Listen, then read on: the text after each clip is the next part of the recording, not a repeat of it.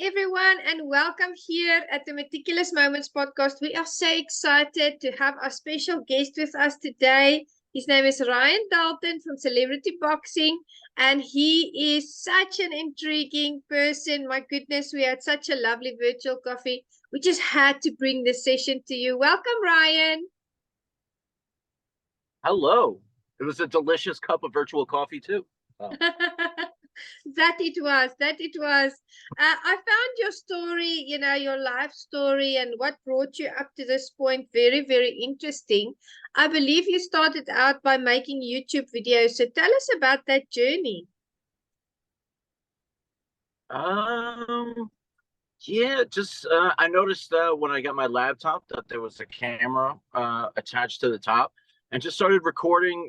I don't know, just kind of talking, kind of doing just telling some funny stories, and then it got a nice response. People were like, you should just do that on stage, do stand up. A little nervous at first, always wanted to, and then did my first open mic and have not stopped since. So just have a blast seeing smiles and getting that laughter sound in the ears, Yeah. You love to bring upliftment. I remember when we had our delicious virtual coffee session, there was a lot of laughter, and you really have that vibe. You can lift the energy of a room. People really enjoy that. So I commend you on that for just starting, and just going ahead and doing it, because there's a lot of people out there that have all these big plans, they have all these dreams, but they kind of sit on that idea for too long, right? And then they kind of push it in the background. That's true. The back burner, right? So we talked about the fact that you are living your dream. How does it feel to look back and to see, what you have accomplished up to now? How do you feel when you take stock of that? Well, it is pretty cool. I do wish, and I think that brings up to what you were saying.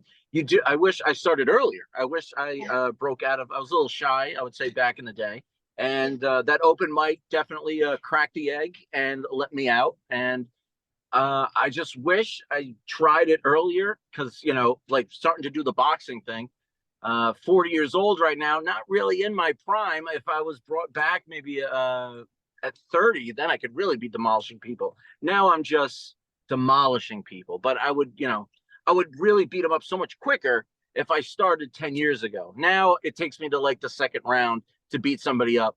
If I did it earlier, if I just did that open mic way before and tried doing the boxing, then I'd be knocking people out in the first round, so I'm always a little upset when I go into the second round, knowing you just started this earlier. We could have been over this already. We could have been walking out of the ring going to celebrate with your buddies. So and you gotta, when you feel that itch, you gotta scratch it, I like that. I like that analogy. That is a good one. I'm gonna remember that, and you do videos, about the fights that you have.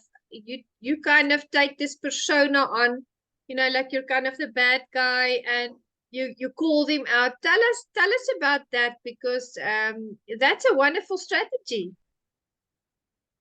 Oh, to calling the people out. Yeah, calling them out because I want to fight, and because what's better that I'm in the ring? If there's an audience, I'm addicted to an audience. I'm not gonna lie. I do prefer telling jokes. I prefer throwing punches. Punchlines over punches. I'll say that. Punchlines over punches. But I still like, throwing the punches here and there. But calling people out is always fun to see if they'll actually take the challenge, because I'll say stuff that I think a lot of people don't. And, never rude about it. I told you that before. I'm not rude about it. But I'm very confident in myself, and I want to see if these guys are just as confident as I am, because I do believe I wouldn't get into these fights if I didn't think I could win. Mm-hmm. So it's not like I'm just going there just so I could get beat up and get some ring time. No, I think I could beat them, but I am reaching a little bit too high, calling out former boxing champions and whatnot. I just really I think I'm lucky, so I feel that one lucky punch could land, and I'm your new champion. So I rely a lot on luck, but luck is a thing, and I'm gonna hit it one day.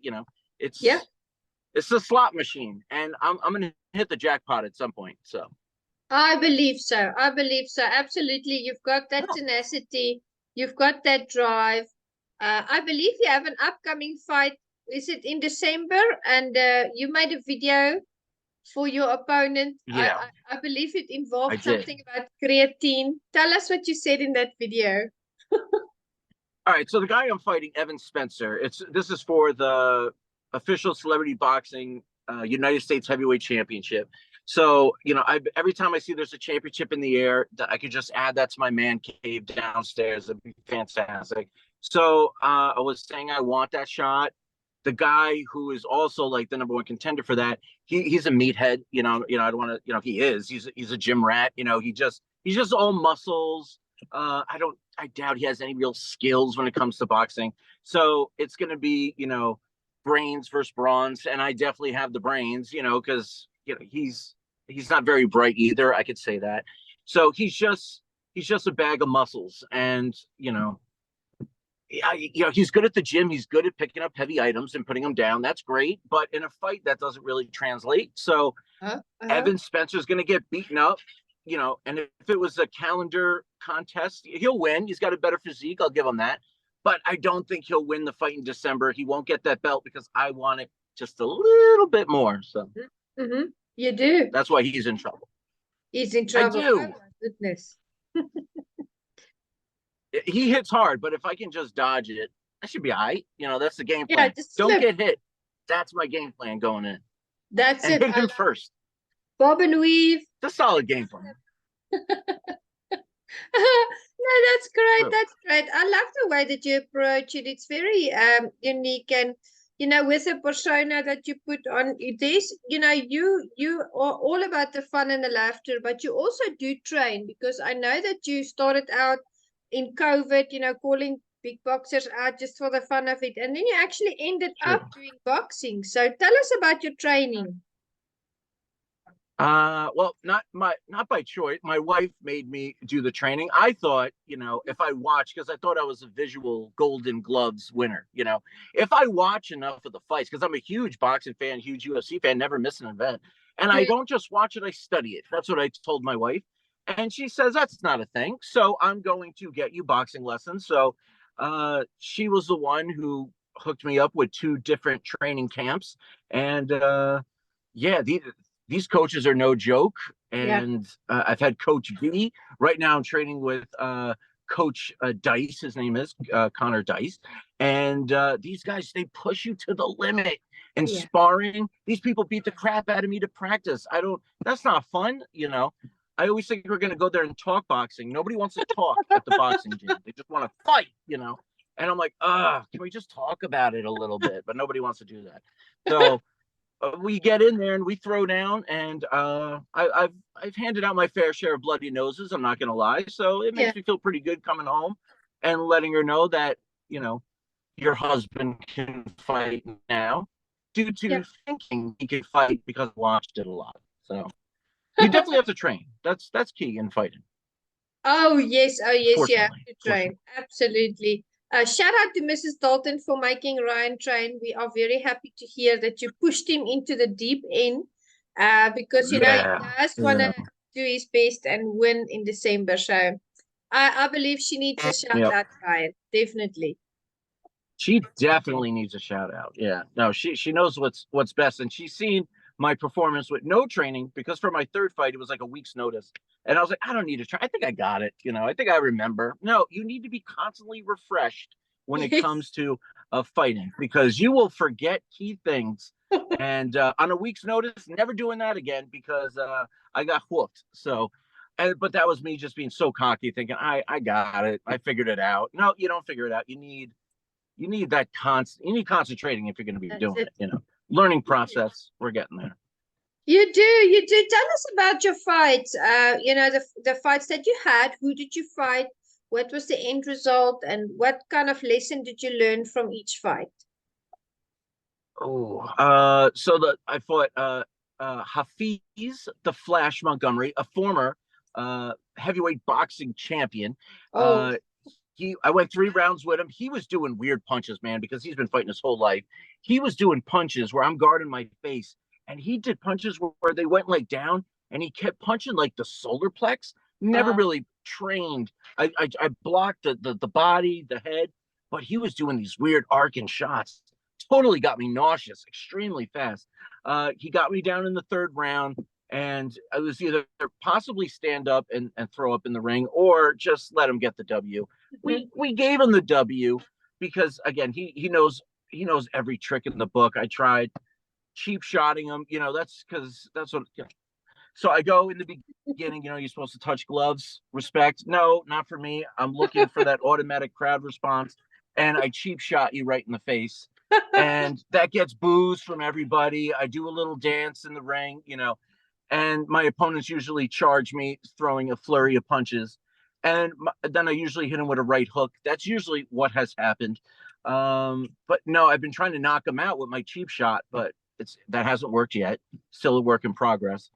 And my first fight was against their light heavyweight champion, James Salvi. Went 3 rounds, lost a decision. He knocked me down, I think, twice.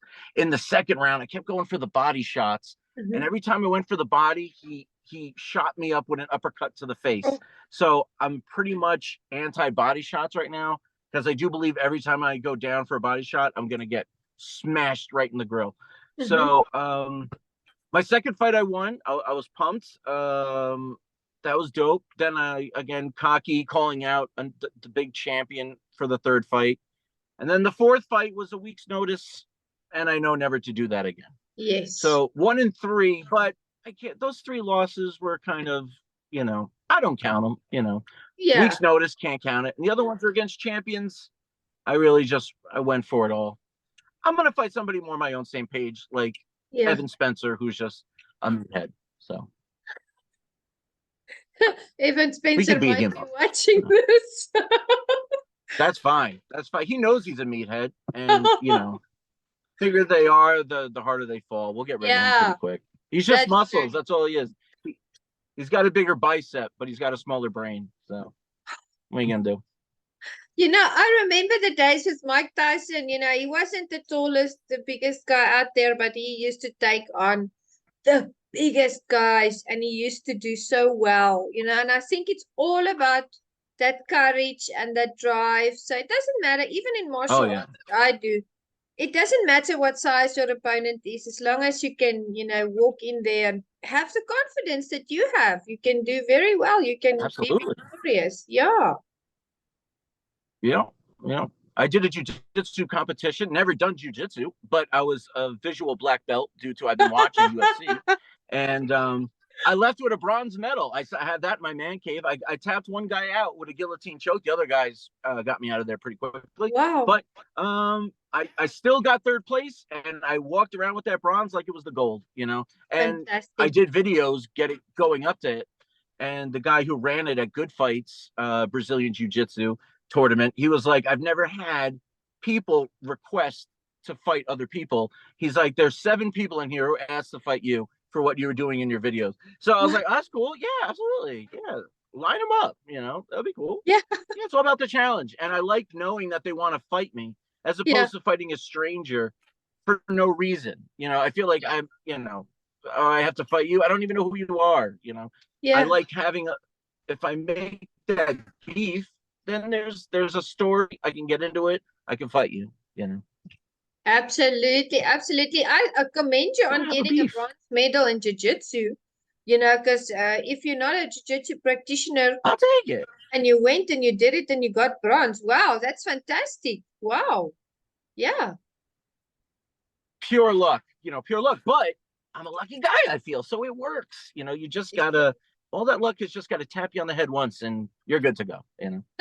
That's why you got to take those chances, because if you don't, you'll never win anything. That's it. Absolutely. And we talked about the fact that you also do wrestling. You watch wrestling and you love UFC as well, but you also do wrestling. Oh yeah. You take part in wrestling. Do you still do that? Well, I manage the guys, because they saw that I do good videos, so it's good for promos and for amping up wrestling matches.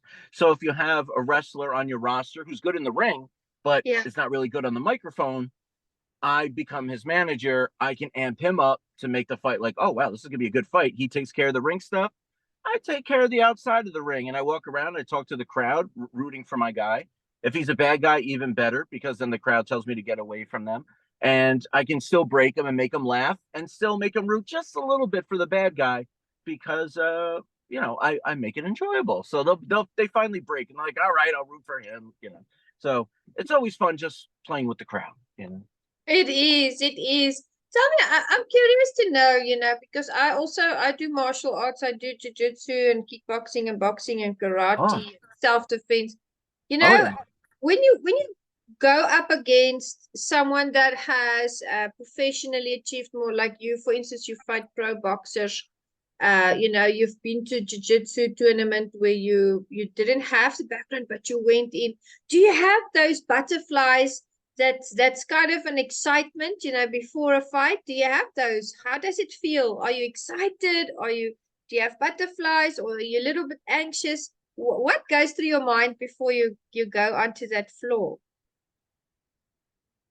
I always say I think I have the wrong mindset. I've always asked I'll reach out to UFC fighters on Facebook, and then they're always cool. They always write back, and I've asked them, like, should I go in there with an angry mindset? I go in there, I'm too happy. I think I'm just happy that, like, I'm on this card, or I'm doing this. My buddies are, along, watching the fight, and I'm still trying to make them laugh.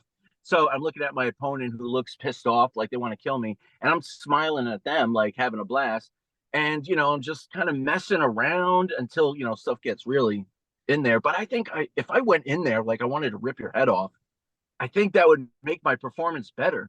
But it's so hard for me to get angry, even though they're like, you should get angry. You're about to fight someone. But it's like, but I'm not there yet. It's not like a bar fight where there's something building and then you got to fight some guy. This is in a ring, and we got to wait for your intros. So I'm always happy. I think if I went in there, I wish someone could really piss me off before a fight. I wonder how I would be then. But at this point, no one knows how to really piss me off. So I don't know what to do. I might have beaten those, boxer guys if I was angry and I really went there to take their heads off, as opposed to thinking, all right, throw the jab, do something funny, throw another jab. I don't know. It doesn't translate. I don't think my mindset. I'm trying to get angry before fights. Yeah, no, Do you get angry before fights? I do. The moment I have this thing where I activate, right? So I'm a very peaceful. Oh, I gotta activate. Yeah, I'm peaceful and calm, and I always laugh, and people always ask me, why are you so happy? I don't know, I'm just happy. But when I walk to the dojo, when I cross that line, when I go in that door, it's like something just clicks in my mind. And how I got to that place is I decided to imagine that I'm going into a real life or death fight. So whether it's a tournament, whether at the dojo, I'm there, and it's me or it's you. One of us is gonna make it. So I activate. Oh, I have to, because otherwise I would also be too kind, and they would pummel me. I guess I got to try to do the life or death. I think I think in the back of my mind, I'm like, what's the worst that can happen?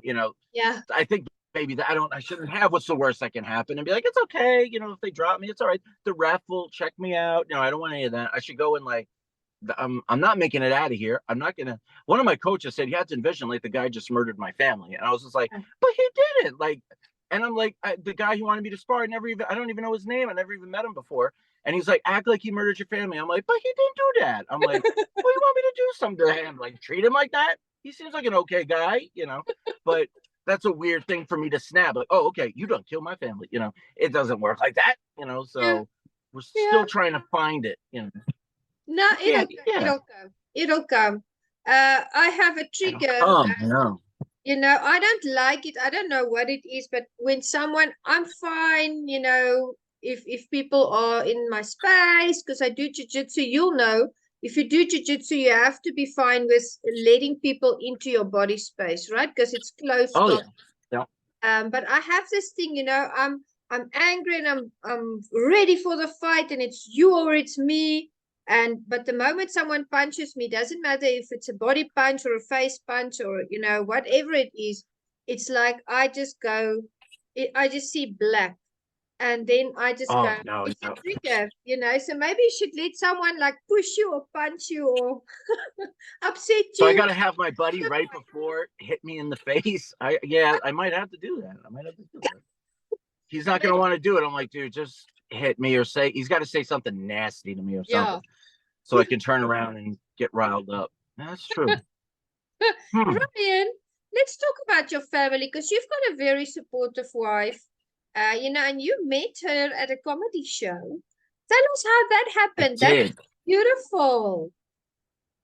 That is, well, she didn't like it. She hated it, but she never went to comedy shows. Her friend invited her to one, and I was performing that night. And my comedy is very playing with the crowd. I do a lot of crowd work, and then I do my stories, and we go back to the crowd. When she came in, she definitely, I had the googly eyes, and I started rewriting my set for her, and just just went at her on how pretty she was. Was a little ridiculous on a couple things that I said. She didn't like being the center of attention, for sure. And at the end of the night, I apologized because I could tell she didn't like, everybody else was laughing around her. And I asked for her number. She wouldn't give it. She wouldn't give me the number. And eventually I found her at another place, and she could tell I was like, I just kind of want your number because I felt there was something there. And eventually she gave the number. Boom, we got 2 kids, 3 cats, and a dog. I mean, it was meant to be. It was meant to be. It was written. Even though I she know. Just opposed it she in the never went to beginning. comedy. She went to so. Yeah, That's love at first sight. That's what even though she's like, I did not fall in love with you the second I saw you. I'm like, yeah, but I did. And there was so much of love that it was enough for both of us. So it was good. overflowed. Yeah, it was just enough. Just enough. And she's like, yeah, don't mention your shows again and don't point me out. She doesn't like everybody looking at her and laughing, but Yeah, it was good. It was good. It it worked worked. out. It worked out, absolutely. And there again, I mean, just as another example, you just kept on going, You had the courage to do that. So she could Oh have, yeah, yeah. you could have gotten another answer, and yet you went after her and you really pursued her, and here you are together today, happily married. That's beautiful. That's a wonderful story. Yeah. If you want it, you got to go get it. That's if the itch, you got to scratch it. So again, out of that shell, that's when we live by that mindset. If you want something, you got to go get it and just focus on it. That's It cool. makes me think, it makes me think about the interview I did with Damon Feldman. Our Uh, friend, our friend. Shout out to Damon Feldman. He's also amazing because, yeah, the boss man. his story is also about, just deciding he wanted to do something and going out there and doing it. Not caring what That's people true. said, not worried about if he's not going to make it. He just decided, like you, he's going to do it. And I think that's a good example for us that people, you use the word mindset. People with that mindset, they actually get it done, right? Because there's a lot of people that say they're going to do things, but they don't.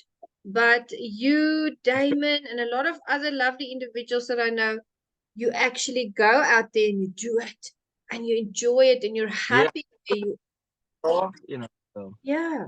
I like that because I was pestering Damon to get on there. I was blowing up I was going after every fighter on his roster until he noticed, and he was like, then he just randomly called me, or no, he inboxed me saying, call him, give me a number. I was like, holy crap, this might actually work. And then he says, yeah, one of the guys says he'll take you up. And he's like, I never had so many requests on people wanting to watch you get beaten up. And I was like, well, that's nothing but the highest. That's exactly what I was going for. So that's fantastic. So yeah, let them watch, and they could try to beat me up. Not gonna allow it, but they could try. They can try, yeah, So but you're there. You yeah, made it. Yeah. we're there. I don't make it an easy night for anybody, but yeah, we'll win this one, and then once I'm the champion, oh man, then it's Yes. oh god, I'll never shut. I know, right? It's amazing. We're gonna love it. I'm gonna cheer you on. You're gonna win that fight. you know, because you decided you're going to win that fight. And you're training, Ryan, because of your amazing wife, you're training. So those things put together, you're good to go. Absolutely. I'm going to turn black. That's what you're saying. You guys just got to, I'm going to see black and I'm just going to, just going to erase all of it and just smash them. That's what, that's the plan. Hulk smash. Hulk smash. All right. Yeah. I'm going to go green, see black, and then see gold when I put it in my waist. So that's good. I love it. That's going to work. Yeah, I'm in for that. If there's people out there that you want to call out, do you have any new people on your list? I know we joked a bit about stuff. Did a little bit, yeah. I couldn't resist. You know, the Joe Mack attack. I mean, he's cool. He's so. I mean, he's a good. He's a good on the mic. Don't know if he's any good in the ring, but he's good on the mic. He's very pumped. He is a psycho. That is for sure. I mean, when he talks, like right in the beginning of your thing, he started like showing books about like everything. I don't know why he has a library in his car, but he certainly has one, and he's just whipping out every single book. Not really sure why he was doing it, but he's a psycho. Who knows why he's doing anything? So I was like, oh man, I mean, I was thinking maybe I could help him, beat some sense into him, make him just Joe the normal man, Mac, you know, because I would beat the psycho out of him. So I thought that could be cool. And it would be, again, I don't do anything rude. It would be helpful. So me beating him would make him a normal person. He wouldn't be a psycho anymore. And that would help, I think, everybody. So celebrity boxing, maybe the next fight next year, Ryan Dalton versus Joe Mack, turning a psycho into a normal man. I mean, that's a story right there, and I'm willing to help him. I'll tell you that. I'm like his psychologist. Cleanse his psycho by beating sense into him. I absolutely love Joe Mack. Shout out to you, Joe. He's a very, very good friend of mine. Joe's a good guy. And I'll take his books. I'll clean his car and I'll take his books, you know. He's going to be chuckling about I'll even help my library, you know. So I'll hook him. Ryan, if you and Joe Mack fight, you know, if you guys really get to that ring, I'll fly out all the way from South Africa to come and see that fight, because I'm going to be there. Africa. Come on, Joe. Get this going. Let's get her a plane ticket. All right. Joe's got to do it. I mean, I think both of you, though. I'm not taking sides. I'll cheer for both of you, right? For both, but I think we all know I'm gonna take that one. And you want me to win because I'm gonna make Joe a better man. So that is gonna work. And I'll clean his car and take all those books out, and I will donate them to somebody who needs them. Okay, Joe, there you've got it. Ryan's got a plan. I got a plan. I want to help him. Dr. Dalton is in the house, and I got pills. I got 2 pills, and they will work wonders. Yep, I got a right pill and I got a left pill. And once he ingests both of them, he will be cured, and he will no longer be a psycho. He'll be the normal man. He's a normal man. My grandmother, she was Afrikaans, and I'm not sure how you translate it into English, but she was a very, very strong woman. And she always used to say, hierdie is 'n appel, hierdie is 'n peer, hierdie een is lekker, en hierdie een maak seer. So it's something that rhymes, but it talks about, you know, an apple and a pear. This one is lovely, but this one really hurts. So we always used to laugh at that. I thought about that when you talked about the solar plex punch. I thought about that going down. That must have hurt so much. Yeah. It was weird. It was just, and it was all he was throwing, and you know, when he got me in the turn, I don't know. It was weird. I remember the first round. I'm like, once they took my mouthpiece out, I was like, you know, it was, what is going on? He's disrupting everything down here, from the breathing to just the gagging. I've never had punch there, so he knew what he was doing. If he was like, oh, guy probably trains, but he doesn't know the advanced training, so he knew how to throw some crazy punches in there.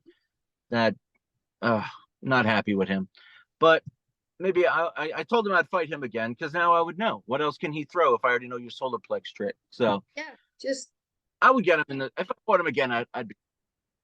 Yeah, I'm sure. You are correct.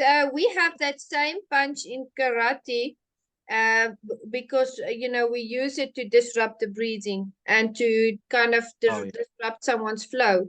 It puts you out a little bit. It gives you that shock, and then it's difficult to breathe, and it does actually make you nauseous. So it's not a fun Ooh. punch to experience, but it does work.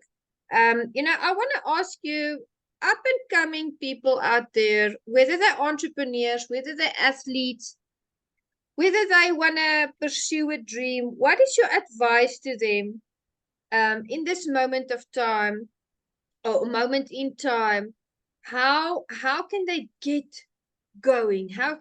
What can they tell themselves? What advice would you give? Because I always tell people, but that's just me. I always tell them, just do it.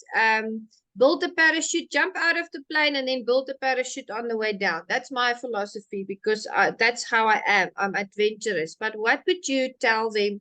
There's people in the audience that look up to you and that also want to live their dream life.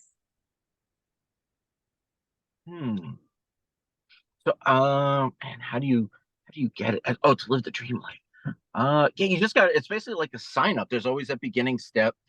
If you want to do the comedy, you got to do the open mic. If you want to do the boxing, and you got to take your first boxing class, look for that beginner level, and you just got to sign up. You just got to do it. You don't have, yeah, it's basically that. Just sign. It's all about signing up, and just take it. You can take it slow, and then when you're ready, amp it up. And the power of video messages. I mean, if you send somebody a video message and it is cool, you're gonna get noticed, and they'll end up hooking you up with something. I do a lot of video messages for some. I feel that's always the best way. Not calls, not texts. No one's, a text is like, oh, whatever. He texted me, I didn't read it. But if you get that video message, you could say everything, and I don't know that you have to sell yourself if you want to get on, I guess like bigger Yeah. stages. But take it easy, and yeah, again, I just started off with a laptop, talking into a laptop. It got comfortable. Then I started figuring out how to tell a story the right way, and you take it to the stage. Then you take it, start low, but you gotta try it. You gotta do it. That's what it is. Have to That's do it. true. That's Can't true. have regrets. Can't be on your deathbed saying, I should have did it. That's my number one thing. Definitely don't want to be on a deathbed saying, oh, Yeah. I should have Yeah. seen, I should have tried to do that, because you only got one life. You only got one life. That's the truth. And it's good that you describe the process, because I think sometimes people they shy away from the challenge because they want to bite off more than they can chew. They have that fear of failing. I want to tell the audience, in my years of I was a pastor for 15 years, Ryan, an ordained pastor, and I worked with a lot of people, thousands of people, and sometimes when they failed, they felt like they were the failure, right? And I helped them to, Mm-hmm. to realize they are not the failure. They failed at something, I detached those two things for them. And there's always a second or a third or a fourth or a fifth or 100th time that you can try. Don't give up, because eventually you're gonna get it. You just need to get back up again and go. And tomorrow you do the same thing, and that builds your momentum. So I love that, the way that you describe the process, because sometimes people get disheartened with the first obstacle that they get, that they face. Yeah. Yeah, you got to erase the losses. Like I've lost in boxing, but I'm not even a boxer, but I've lost more. That's what my wife doesn't understand. Like, you lost 3, you won 1. Why are you even asking to be on the next card? Why are you asking? Obviously you're not a boxer. And she's like, and you lost your last fight. And I was like, yeah, but I can win my next one. So Uh-huh. it's all about all the positive. If I did one show back in the day, and I went in too cocky. I did a New York City show at Stand Up New York, and I sat down. I never sit down, and I'm always very animated. I'm always running around on stage. And one time I thought, I'm that good that I could tell a story. I could just sit. I don't even have to act. I could just say what I want to say, blah, blah, blah. I sat down, man, that show went horrific. It's like, you got to give it 100% every single time. Don't go into anything too cocky. And now I will never sit down. And I haven't had a bad show since that New York show. And if you have a bad night, just know I'm gonna do way better on the next one. So, don't even think about it. You can't even dwell on the bad. Just know I'll probably win my next one. So that's good, You're gonna win your next one. And then you focus on hearing you. Yeah. Was it? Yeah. Erase the negatives. You're gonna win the next one because I know you're gonna do it already. I can see it.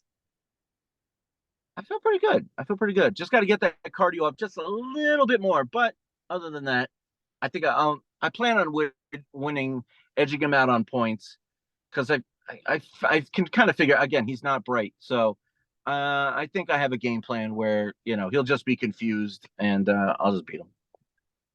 You'll just confuse him, beat him, and then afterwards shake his hand, and it'll be green, black, gold over. Yeah. And the belt, and I'm happy. So.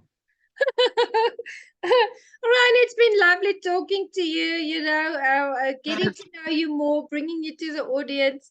I want to ask you, is there anything that you want to share with them as we close this lovely session? I had so much fun with you. Thank you for spending time with us.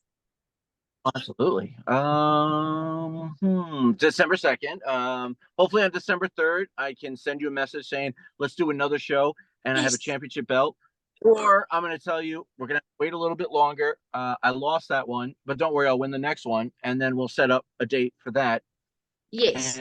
And no comedy shows at the moment since we're just training, but we'll be back on the comedy scene on December 3rd. We're going to be getting it going. So fantastic. We'll be having fun. That's the most important part, having fun. A big part of the culture here at Meticulous is we live once, let's have fun, enjoy the journey. There's obstacles, it's fine. We're over it, we move on, we focus and we laugh, because life is short, Ryan, life is short, and we've got to capitalize on the time that we have. True. This is true. Don't let fear be a factor. Just do it, Absolutely. Just do it and make it happy. Once you do it, like if you see a girl at a bar, just like a lot of my buddies, they're like so scared. Oh my gosh, she's good. I don't want to go over there. I don't know what to say.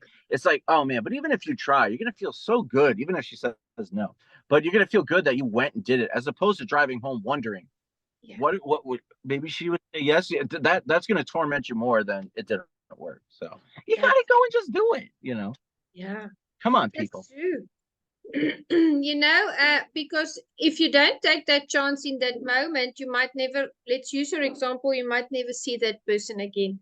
So go out there and do it, guys. Take those chances. Yeah? Take those risks. Whatever the result is on the 2nd of December, Ryan, we are going to come back and do a second show. We have to. We're going to plan it. Excellent guest and lovely. I could talk, helping them, we could figure it out, Yeah. Let's help Joe. That could be one of the show's titles. Let's help Joe, Let's help Joe. Because he needs it, He should be mental hospital, but he's not. Maybe the Ring is the mental hospital. I will prescribe him a beating, and we will cure him as long as he allows us to. The first step is him saying to himself, I need to be cured. So let's see. Let's see what happens. If you guys fight, we can come on the show, all of us, and we can talk and have some commentary as well. That would be lovely. But shut up. Yeah. Yeah. So shout out to Joe again. Have a beautiful day, Ryan. It was lovely spending time with you. Keep swinging. Fantastic. I will. And I won't stop until I get gold around my waist. So. Yes. Thank you so much. I'll speak to you soon. Have a beautiful rest of your day. You too. Bye-bye. Bye.